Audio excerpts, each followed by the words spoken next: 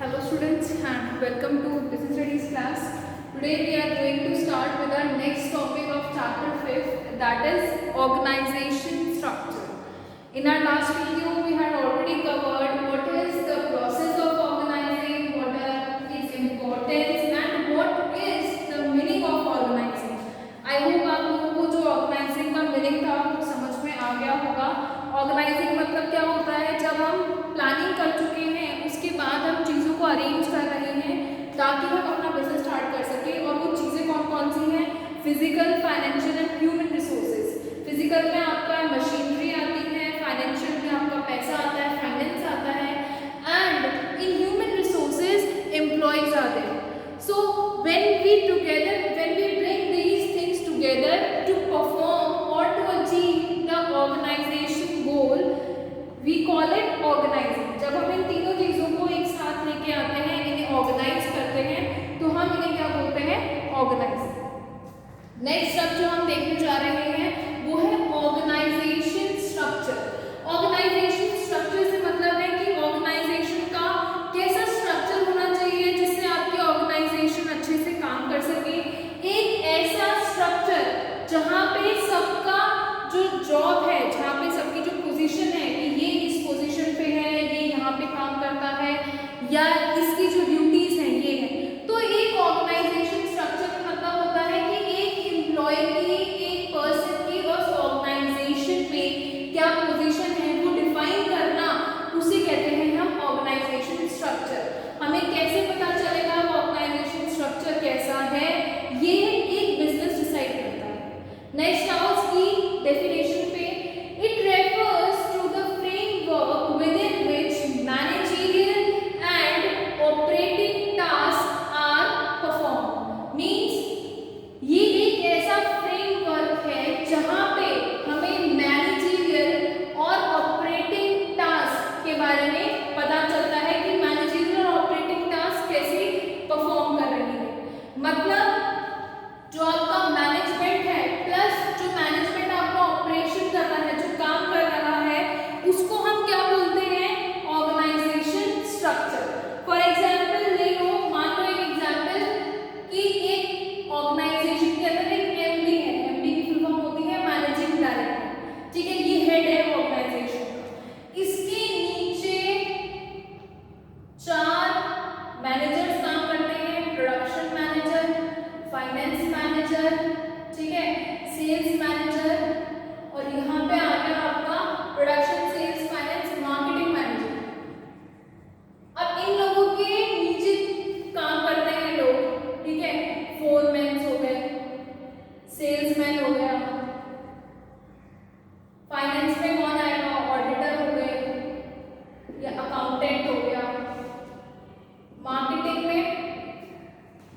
में आपका कौन आएगा? मार्केटिंग में आएंगे आपके जो मार्केट से रिलेटेड लोग होते हैं, जो बाहर जाते हैं. सेल्समैन नहीं आएंगे यहाँ पे. कहाँ आएगा सेल्समैन बाहर जाता है, ये मार्केटिंग से रिलेटेड है.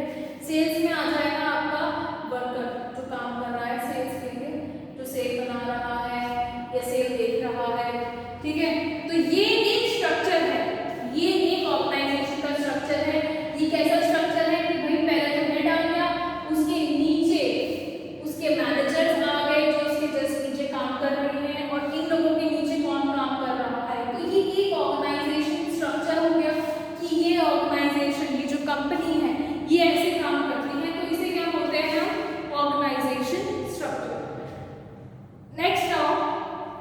नेक्स्ट पॉइंट जो मैंने लिखा है, good organisation should be dynamic to adopt changes. मतलब एक ऑर्गेनाइजेशन स्ट्रक्चर अच्छी होनी चाहिए, गुड तभी मानी जाएगी, वो गुड ऑर्गेनाइजेशन तभी मानी जाएगी जब वो डायनामिक हो. मतलब अगर कोई भी आपके बिजनेस इन्वायरमेंट में कोई भी चेंजेस आ रहे हैं तो उस चेंज को इजीली अडॉप्ट कर लेना अपने ऑर्गेनाइजेशन में, उसे इजीली ले लेना, उसे क्या बोलेंगे हम? Organisation structure, good organisation structure. Next है नीड फॉर ऑर्गेनाइजेशन स्ट्रक्चर. क्या जरूरत है, क्या नीड है ऑर्गेनाइजेशन स्ट्रक्चर की? What is the need? क्यों जरूरत पड़ रही है हमें